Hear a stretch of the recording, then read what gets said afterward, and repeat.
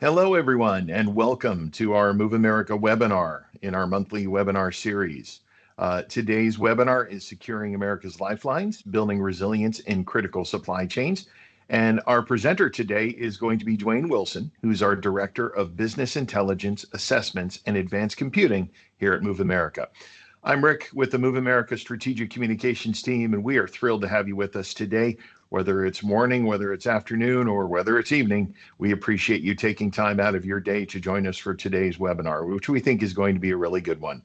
Now, before we get started, I want to give you just a few quick housekeeping items. First of all, your cameras and your microphones are going to be set to mute. So they're going to be off and inaccessible. If you need to ask us a question that you would like us to answer, please go ahead and put that into the Q&A panel. So that's right at the top of your team screen. You just find that Q&A button and you can ask the question in there.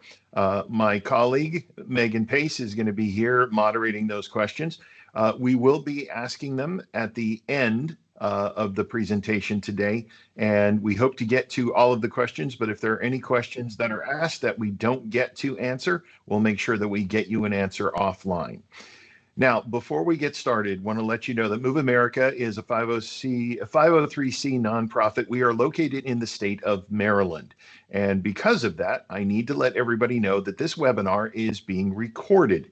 We have a law here in Maryland that says we have to have your consent to be on a recorded webinar. Even though your camera and your microphone is off, your name is still going to appear. If you ask a question, that is going to appear in the transcript. So what I would like to do is now give the opportunity for anybody who is uncomfortable being part of a recorded webinar. You now have the opportunity to jump off the webinar at this point. If you do jump off, we'll make sure that your information is scrubbed, but we just want to give you that option. If you are uncomfortable with having your name appear in a recorded webinar, please go ahead and jump off now. We are recording this session, so we'll make sure that you get access to the recording later on. I didn't see the numbers drastically drop, so I'm certainly glad to see that. Thank you so much. All right. So again, we are presenting today about securing America's lifelines, and this is building resilience in critical supply chains. And our presenter today, like I said, is Duane Wilson. He is our Director of Business Intelligence, Assessments, and Advanced Computing for MoveAmerica. Duane, how are you doing today, sir? I'm doing pretty well. How about yourself, Rick? I'm doing fantastic. So thank you so much for joining us today. We are thrilled to have you and thrilled to talk about this topic. So just for everybody's edification, we're just going to have some slides up in the background as we are going through today's talk. Duane and I are just going to have a great conversation, and hopefully you're going to learn something. And we're going to start off with me asking, you know, it's one of those things where when I was a journalist, I always wanted to have things spelled out for me. So what do you mean when we're talking about critical supply chains, and why are they considered such lifelines for our nation? Sure. So, what are critical supply chains, and why should everyone care? So basically, they're the behind the scenes systems that make modern life work. So computer chips, meds, defense gear, rare minerals, all the good stuff that we consume on a day-to-day basis. So if one of these breaks, and this is where the critical part comes, suddenly you can't buy a car. As you all know, I'm very avid in switching my cars every 2 years. I haven't been able to do that recently. Your asthma inhaler or some other medical device that you're relying upon, or your country's missile defense system won't work or won't have the supplies that it needs. So it's kind of like Wi-Fi for the nation. It's invisible, but if it's down, everyone panics and everyone knows. Yeah, I mean, you really have to think of it like oxygen, right? You don't know that you're not getting enough until it's no longer there, and you're struggling to breathe. And we as a society really have grown very dependent, particularly on our technology. And I guess, a lot of people don't realize the different things that go into technology that come from all over different parts of the world. Like, you're talking about the rare earth elements. I mean, these are things that are used, in technology. They're used in other applications, and they're really only found in certain parts of the world. Yeah, Right. yeah, that's that. Yeah, that's completely accurate. And we'll talk about some of the countries that we are both in partnership with and heavily reliant on. That could be a good thing, uh, when everything is good with those relationships, and could be a negative thing when those relationships are strained in some form or fashion. Yeah, and then you're also talking about the ripple effect, and I think that's the thing that again a lot of people forget. It's that analogy where when a pebble drops into some very still water, just surrounding the pebble drop isn't where you're gonna have the problem. It's all of the waves crashing to the shore, right? So it's one chain reaction after another. Yeah, so I mean, we have what's called tiers of suppliers, right? So you have your suppliers that you are immediately dependent on, and they might have suppliers that they're dependent on for certain subcomponent parts to what they're manufacturing for you. And so yeah, it's definitely a ripple effect when any link in that particular chain is broken, as well as the effects of that.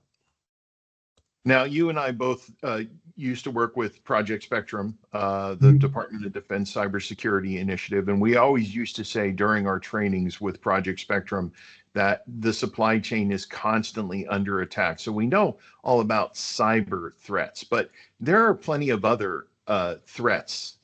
What are some of the biggest current threats other than cyber that are really hitting the supply chain? Sure, sure. Yeah, obviously, cyber is kind of my bread and butter, my background since 2002. I've been supporting the DoD in various aspects of cyber protection. But geopolitical is one of the major areas that is threatening our supply chains.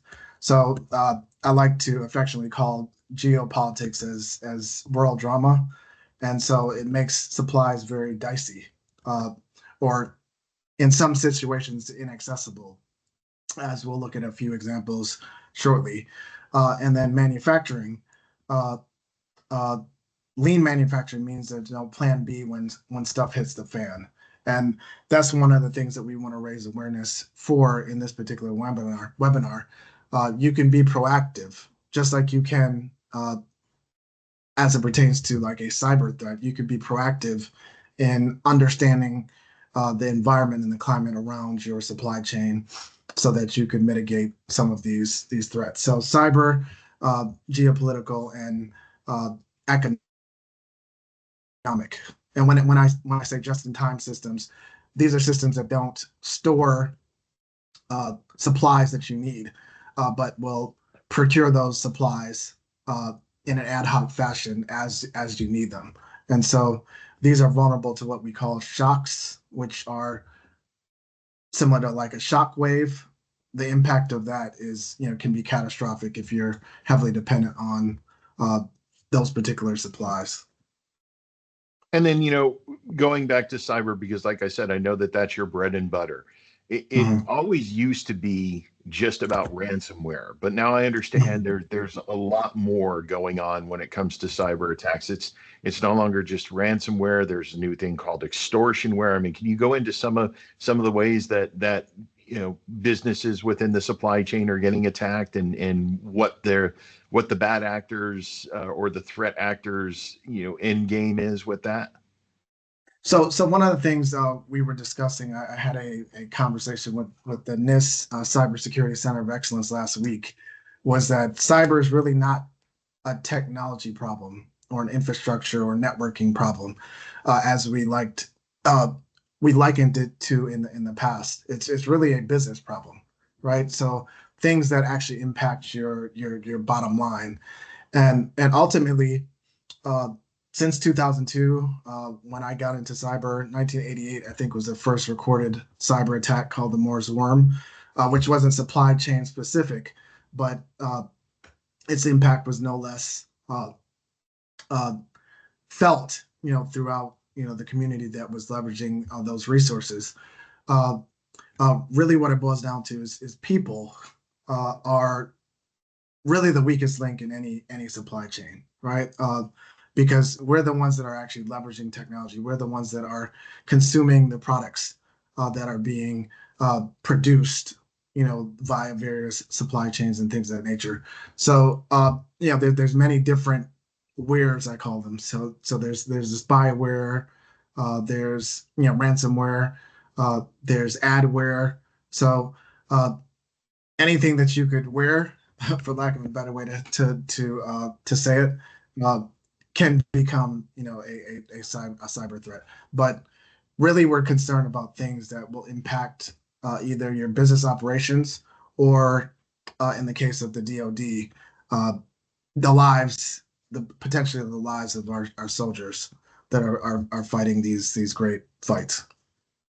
No, absolutely. It is all about the warfighter. It's always about making sure we're protecting them and we're giving them the best weapons ever.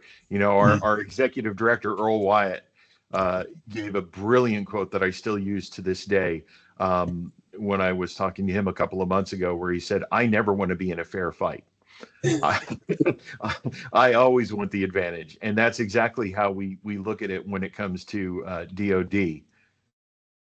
And when we're talking about these supply chain disruptions, I think one of the biggest ones we've seen probably in the past couple of years was the Colonial Pipeline attack, right? Yep. That occurred in 2020. So, in layman's terms, a hacker gang, they basically were able to get access to our gasoline infrastructure, and so this is a classic case where gas was available, right? You could still go to the pump, but it was inaccessible because of a digital attack, right? And so they compromised the infrastructure that was used to gain access to a critical resource like gas.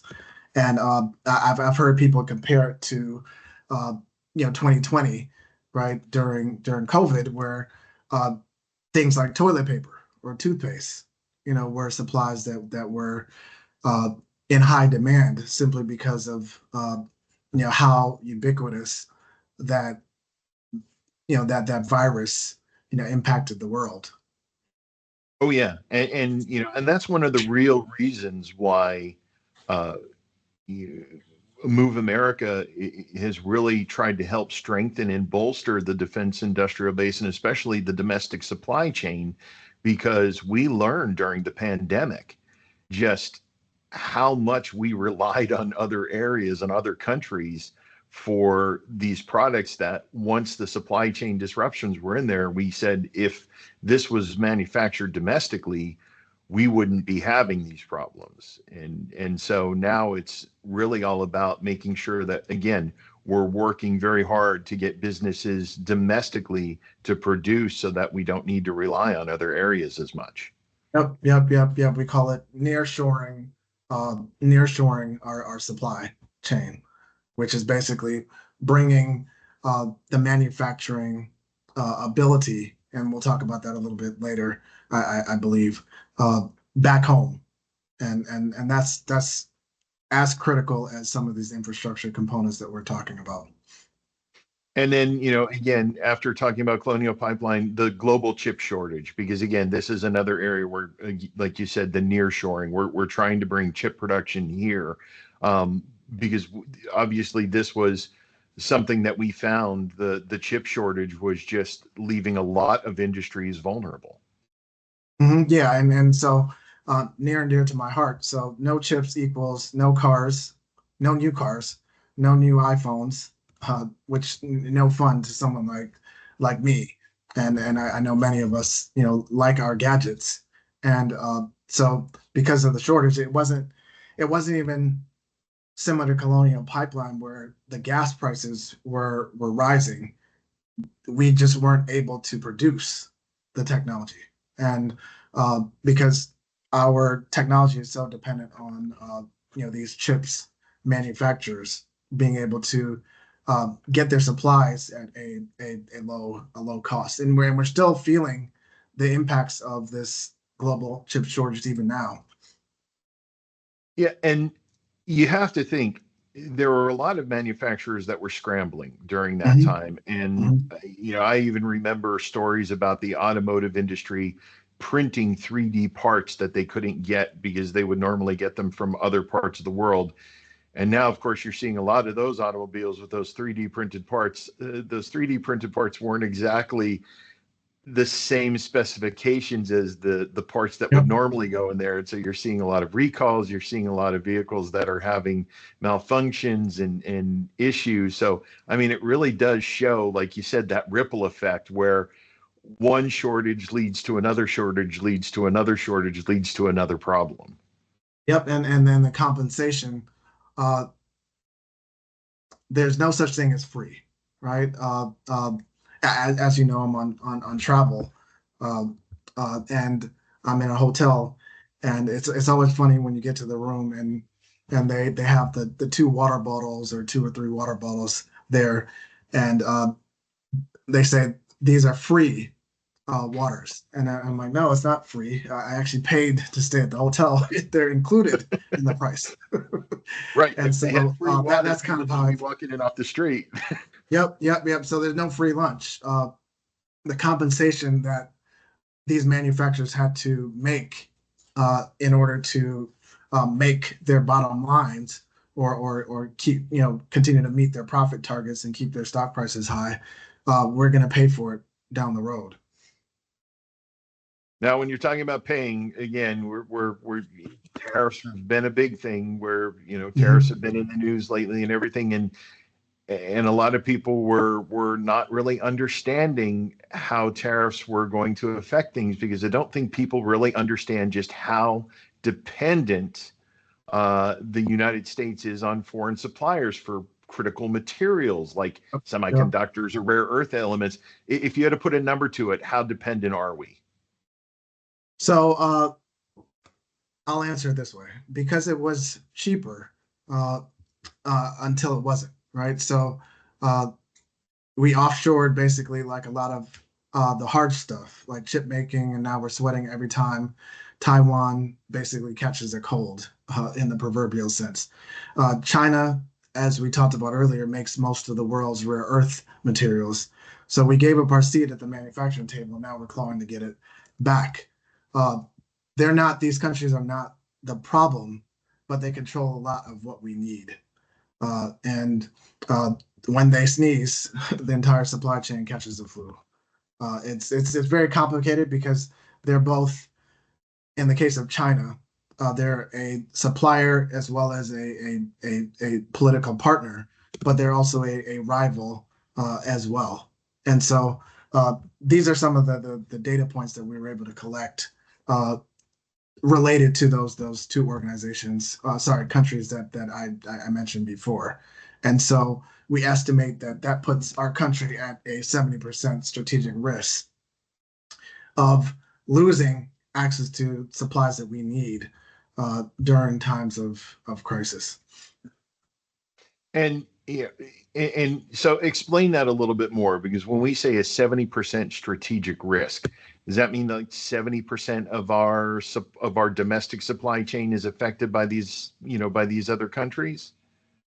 Uh, yes, yeah, basically. So what we define basically as critical at the beginning of the webinar, uh, the subset of that is where we basically came up with this particular number uh, in those critical areas. And Right. so uh, why we have such good uh, cost associated with goods that we consume on a regular basis is because we're able to manufacture them so cheaply, and even with the cost of import uh, prior to all of these tariffs, as you mentioned, we're still able to domestically produce uh, these things that we deem as critical because of those relationships and those partnerships. And so it's a heavy dependency. And I have to think we talk about China and rare earth processing, but Mhm. China is a supplier of a lot of different things, but that's not the only part they play in when it comes to our supply chain, right? Correct. Yeah, I mean, yeah, they're also they're a strategic partner, and being in the computer science field, after a certain level of education, uh, we were just talking about it before the webinar started. Uh, all I saw basically in my classrooms were people from Asia and people from uh, China specifically, and people from India, and so definitely was in the minority from that perspective. And so uh, they are as educated, if not more, and they're also consuming our education as well. Uh, and so they're dual hatted in that perspective. So from a role perspective, right? So because of all that, they're a major supplier, right? They're a strategic competitor, right? And they've done that in such an elegant way. Uh, so they have resource control, right? If they want to, stop producing or stop partnering with the United States in some forms of fashions. And so basically, as the United States, what we're calling for is just more balance. And we'll talk about the CHIPS Act and the Defense Production Act, some of these policies that have been passed in the case of the DPA, 75 plus years ago, to bring back some of these capabilities to the United States. It's very imbalanced right now, and China is not the only one that we can talk about from that perspective. No, and that's the thing. We're pointing to China as an example. We Sure. also want to, we do want to make sure that everybody understands that this sort of thing comes from all different corners.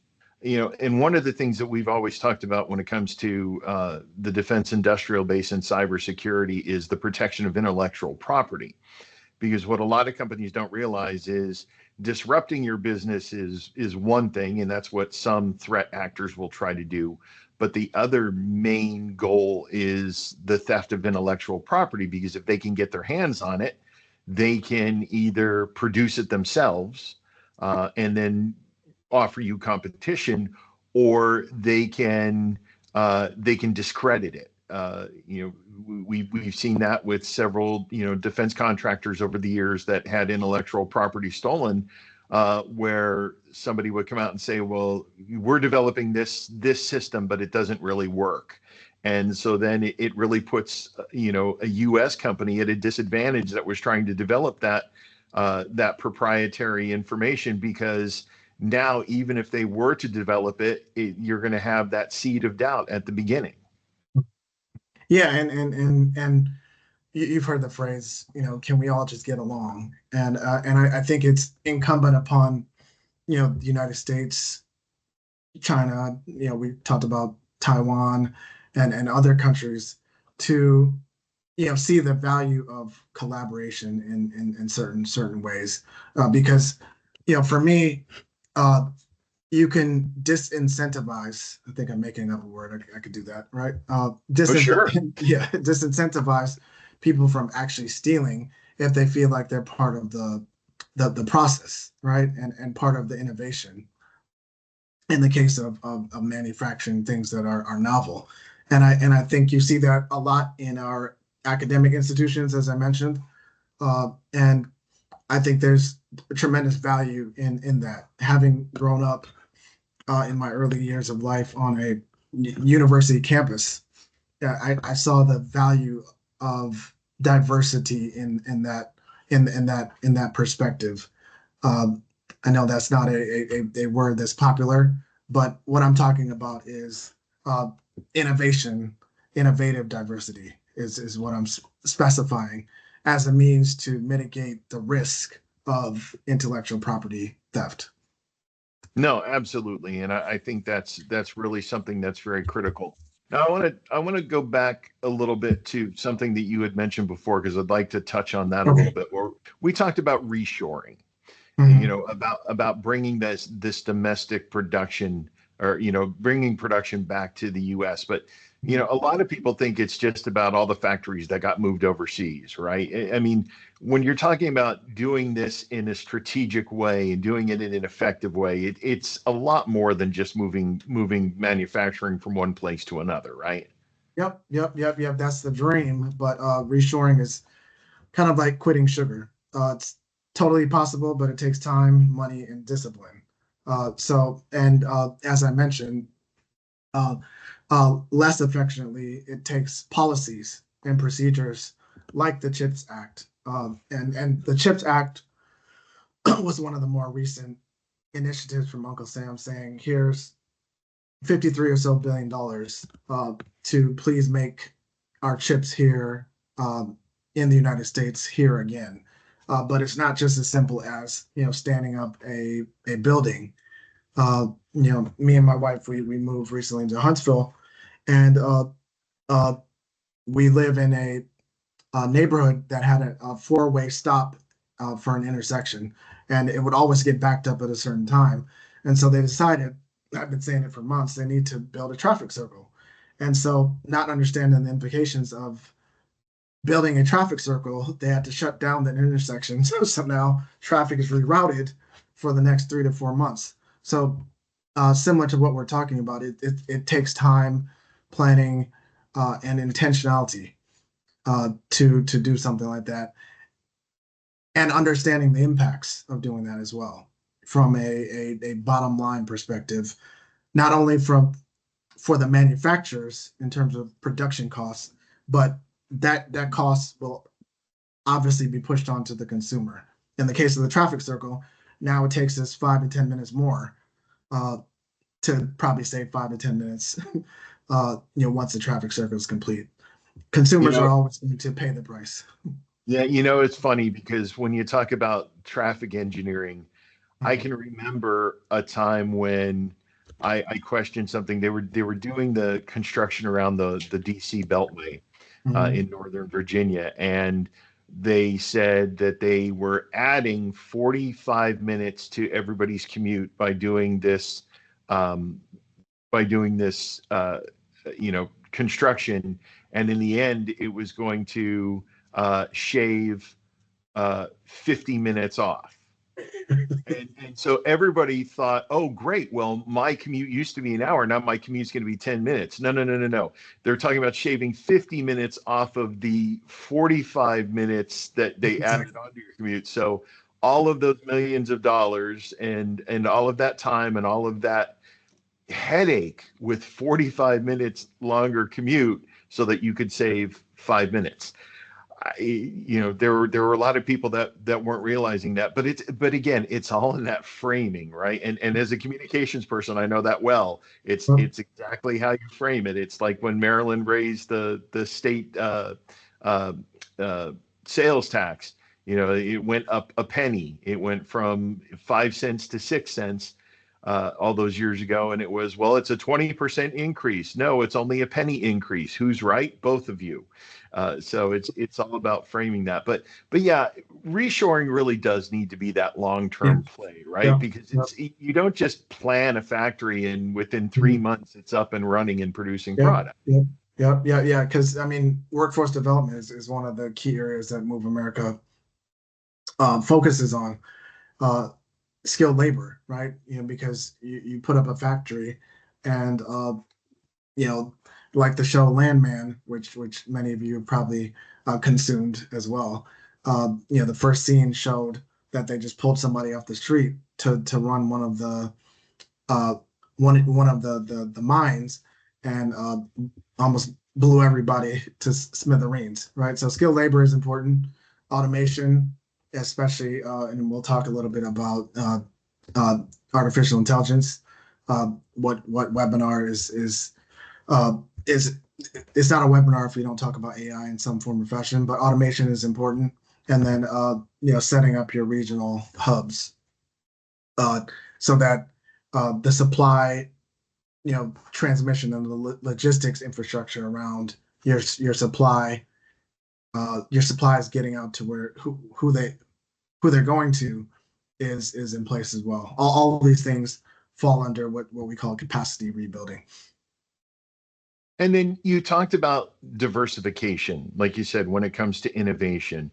I mean, Mhm. diversification, again, we're not talking about any necessarily, segment of the population. We're not talking about that. When we're talking about diversification, I mean, there was a saying that you and I grew up with. I don't know how much they use it anymore because it's probably not really germane to a lot of people, but they always say, don't put all of your eggs in one basket. Yes. If Yes. you have one supplier for something and that supplier goes down, then everything goes down. But if you have multiple suppliers for something, Mhm. then you're able to pivot. You're able to maybe get better pricing or get better delivery Mhm. terms or Mhm. something like that. But Mhm. how realistic is it for a lot of these companies and a lot of these organizations to really diversify their supplier base? Well, I think it would depend on the supplier, and what they're dependent on. But it starts with, research, right? Because without knowing what options exist, there's no way to have a backup plan for, supplier challenges that you might have. So, really dependent on the supplier, uh, but then it's also dependent on uh, manufacturers as well. And the government is, we work with the Office of Small Business Programs a lot, and the government is, I think, doing a really good job in terms of identifying, small to medium businesses that can serve in similar capacities, the mom and pops, type companies that might be producing something that could be of value, or leverage in the event of a supply chain disruption of some sort. So research along those lines, I think, is very, very, very important, as a starting point. But it's really heavily dependent on who we're talking about from a supply chain perspective. Yeah, because again, and you have to realize these companies can't just be there in an emergency situation. They have to continue operating. So if you have, again, if you're getting something from overseas and then somebody is going to start producing it domestically, they can't just be around just in case the overseas manufacturer or the overseas supplier goes, has a problem. It Mhm. really has to be a matter of keeping them in business. And like you said, it takes that research and it takes that commitment because, you know, you go back to technology and cell phones and you go to iPhones. I'm an Apple guy myself. I have absolutely no idea what an Android phone can do because I've been a happy iPhone user since the iPhone 3 came out. Yeah, you Um, and many people. exactly. And so we're happy. We're very Mhm. happy. We're very content. We know what we have with our Apple devices. Mhm. And so Mhm. when somebody comes along and says, "Ooh, but this Android device can do so much more," I don't, I don't even know about it. So Mhm. it's all about trying to do that research and trying to understand what else is out there. And then, here you talk about what we're seeing on the slide here, investing in tier two and three suppliers. So talk a little Mhm. bit more about that. Like, what exactly does that mean? What exactly is an investment in those suppliers?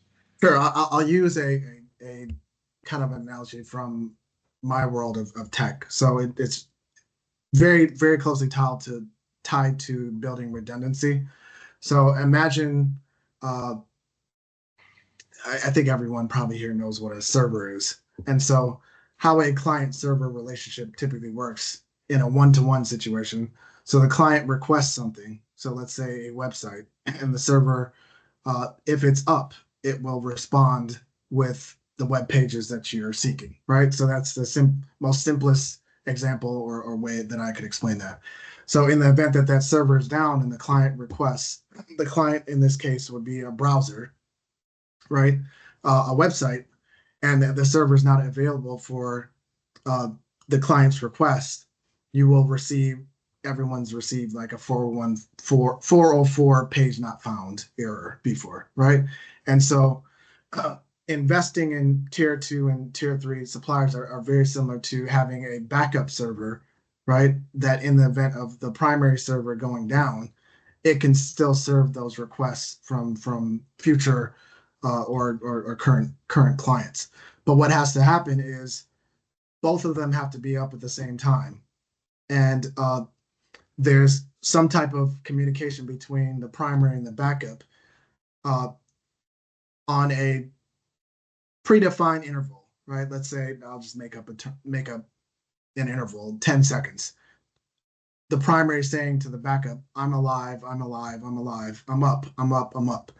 And if the backup does not get that message within the specified time frame, it will now start to serve, subsequent requests. And so when we talk about investing in tier 2 and tier 3 suppliers, it's very, very similar. You lay that investment kind of like you're planting a seed and the harvest comes later. You may not ever use that. And that's why we say resilience is cheaper than a crisis shutdown. You're investing in the inevitable happening, even if the inevitable never happens. So it's kind of like insurance for your car or your house. You hope to never use it, or life insurance. But when you need to use it, it really comes in handy. Now I got to say, when you were saying I'm up, I'm up, I'm alive, I'm alive, it sounded like my teen when I'm trying to wake them in the morning. We know that pain as parents, don't we? Oh yeah. We have a 6-year-old, so he's yeah. Oh, he's still on the energetic side. Just wait. Not in the morning. Not in the morning. Okay. Yeah, no, I was gonna say give it 6 or 7 more years, and then all of a sudden it's trying to drag them kicking and screaming out from underneath the covers. Now, and I have to say, like, one of the great examples, where we're talking about these alternative suppliers, I think, again, we learned a lot of lessons from the pandemic. And we learned when we couldn't get things from other countries that there were manufacturing facilities and different manufacturers throughout the country who could just tweak things a little bit, and they were able to produce something that was different. I think about all of the alcohol suppliers that they weren't going to be able to sell alcoholic beverages, and they were tipping the scales and they were making hand sanitizer. I never did find the bourbon scented hand sanitizer. It's probably a good thing. But again, it's about that resiliency at home as well, on the manufacturing side, as well as when you're trying to find those new suppliers. Yep. And one of the things that we're trying to do, and as Move America team member, is build kind of a database or repository of what organizations do, small, medium, specifically because we work with Office of Small Business Programs, but what they do, what they produce, especially, from a manufacturing standpoint, and then what other use cases can we derive from what they produce currently, proactively, right? Because what happens a lot of times, just like in cyber or other fields, I'll say cyber because I know it well. We're very reactive, versus being proactive when things aren't needed. I always tell people I know, learn a skill before you're required to use it, and oftentimes people get laid off, as an example, right? And now all of a sudden they want to transition into another field. It might not be the ideal time, to learn that skill from a demand standpoint, right? Because employers will demand a certain skill set. So while you're gainfully employed, as an example, learn a skill, learn another skill. So those are kind of the same parallels that we could draw here. You don't want to wait until the funk has hit the fan, so to speak, to do your due diligence. You want to be proactive. Nope, that's absolutely true. Now, Before you were talking about AI, and I know AI Yeah. is just one example of technologies that are really Mhm. changing the game when it comes to Mhm. supply chain risk management. Can Mhm. you talk about that and talk about a few of the others? Yeah, so another buzzword, but it's in this context a little bit more than a buzzword. So AI can help you spot a crisis before it becomes a problem or before it blows up. Blockchain technology, which is kind of near and dear to my heart from school, it tracks who touched your goods, right? So it's really good for things like vaccines. There's a term called a cold chain, where it's a supply chain, but it's for materials that require a certain temperature, right? So certain foods, vaccines, of course, and things of that nature. So it's blockchain is really good for vaccines. We say it's bad for crooks. Real time monitoring is another term that comes kind of from my world.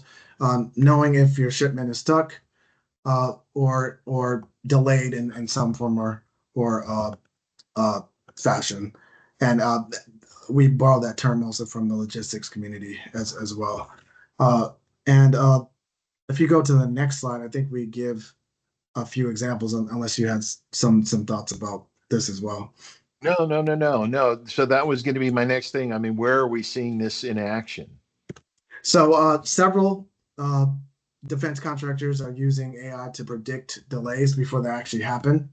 And this requires, these are some of the larger defense contractors. It requires what we mentioned third, kind of like a digital twin, right?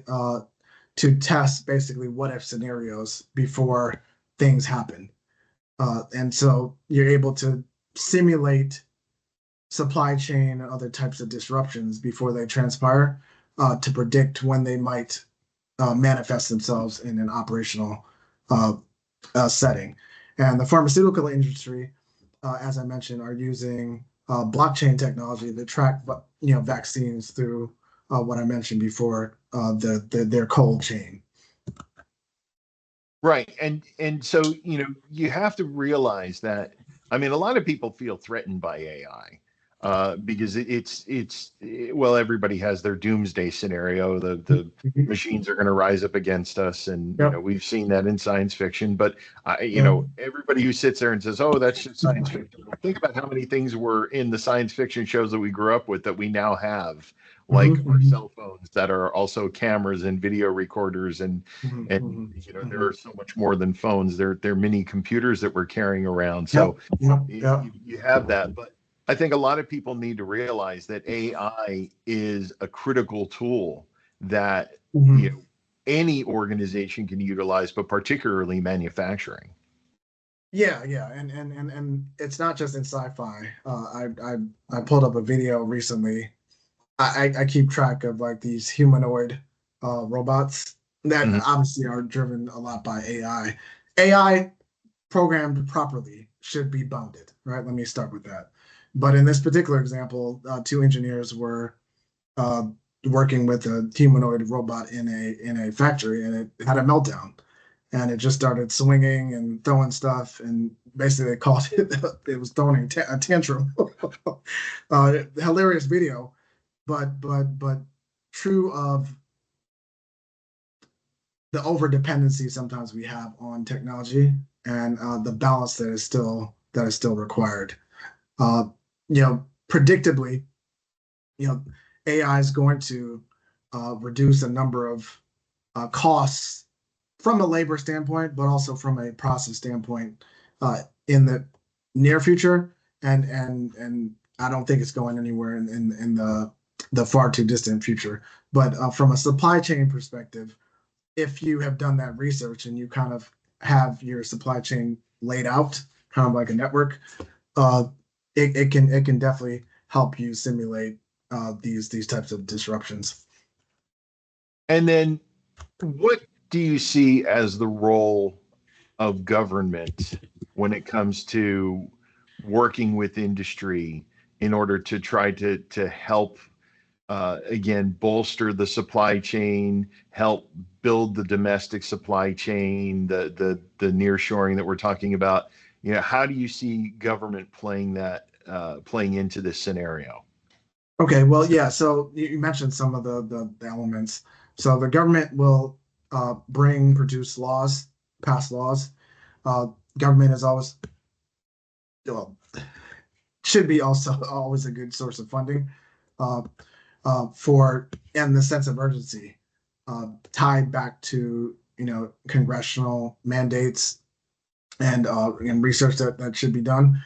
And so businesses will bring the execution and innovation and a lot of lobbyists, of course, because where is business without lobbying for uh, what their initiatives are. But when we coordinate from a business and government perspective, Move America is in kind of like an interesting uh, situation themselves because we kind of are straddling both fences. But when they coordinate things like the CHIPS Act and the Defense Production Act, those are things that come out of this type of collaboration.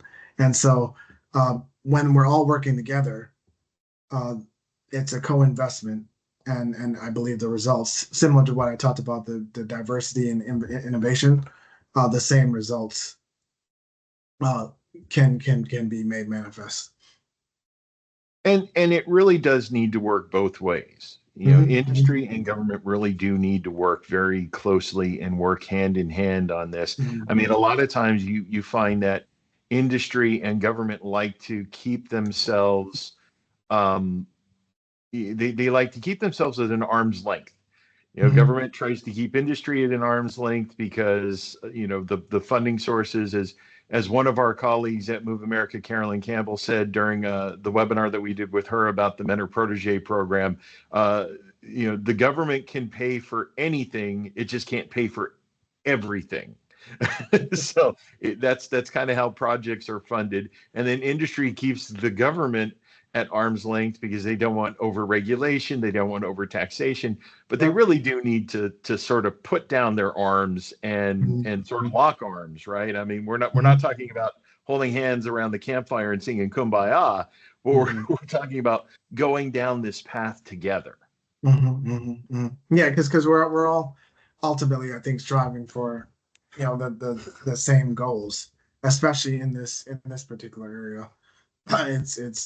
It's so important that we work together.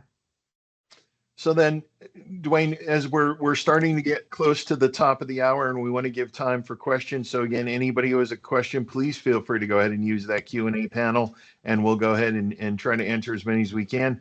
But let me ask you this as a final thought before we start getting to questions. What should every organization, again, small, medium, large, if they're part of the supply chain or trying to be part of the supply chain, what is it that they should start doing right now?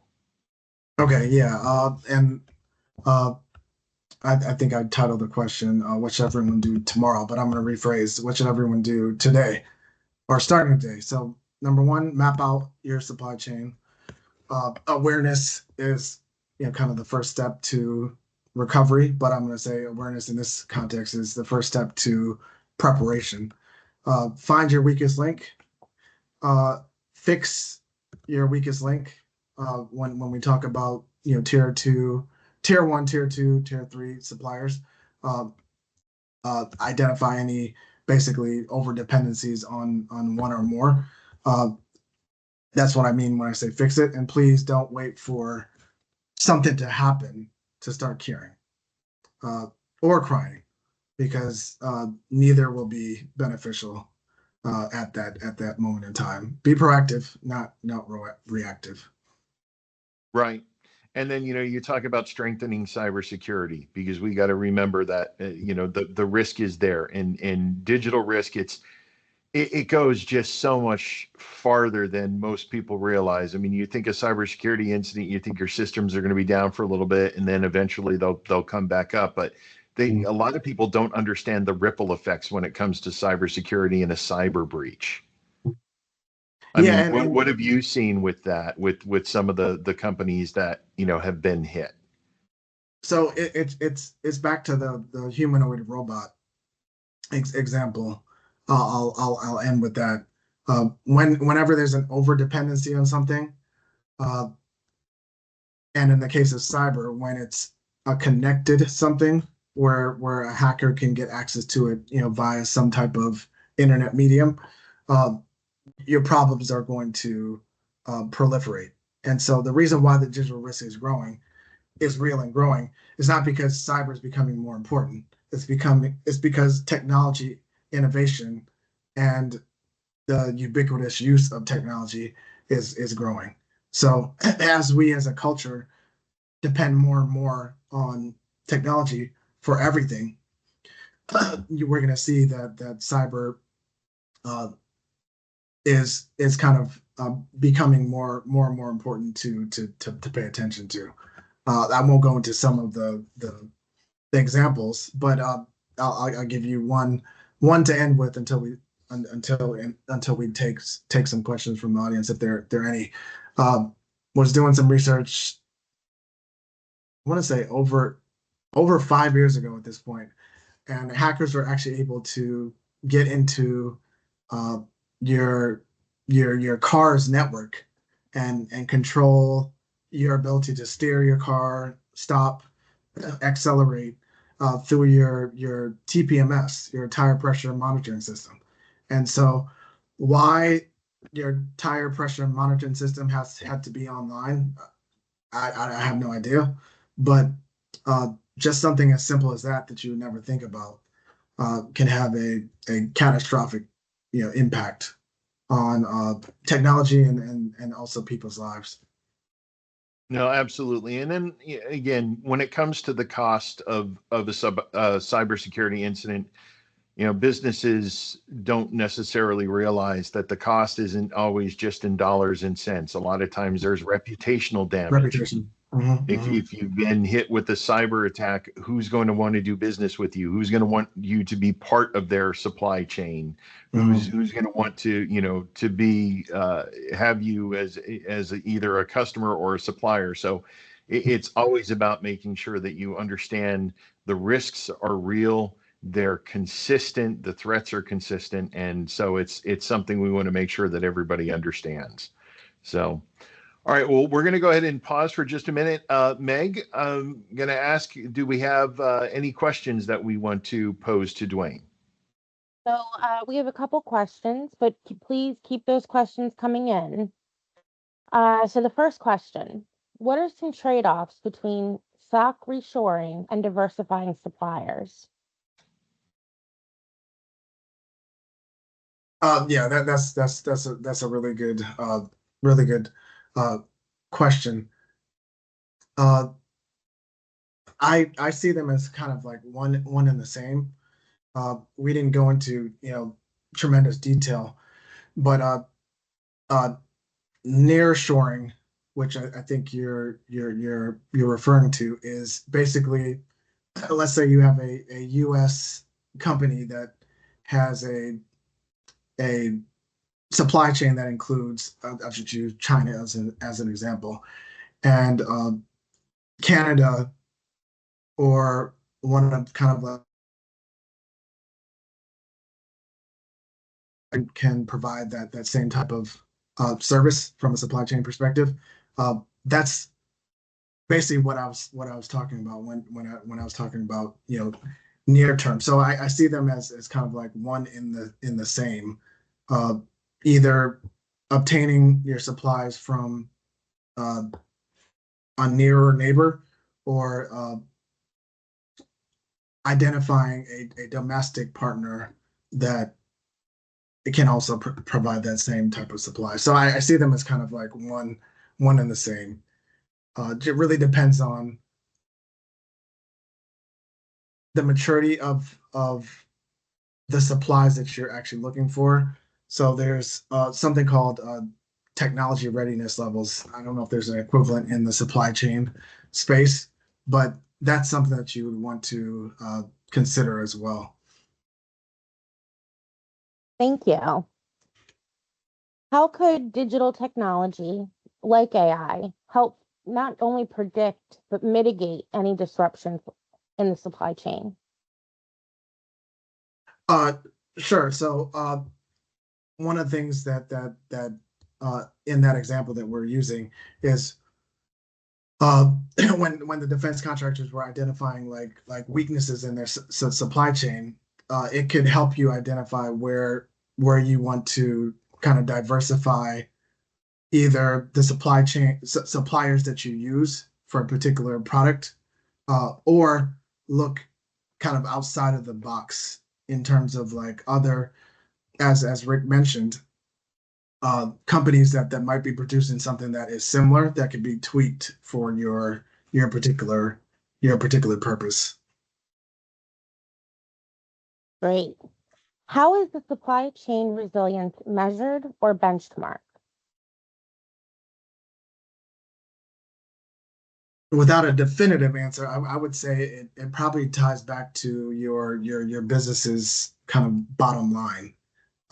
So similar to how we do it in the cyber world, and when someone is brought in to do like a penetration test, we would initially identify like what are the critical components and try to quantify basically the risks to taking those particular components down. And so you do something similar for your particular supply chain, and and uh, resilience will be measured based on how can you mitigate threats that would impact those critical components or links in your particular supply chain.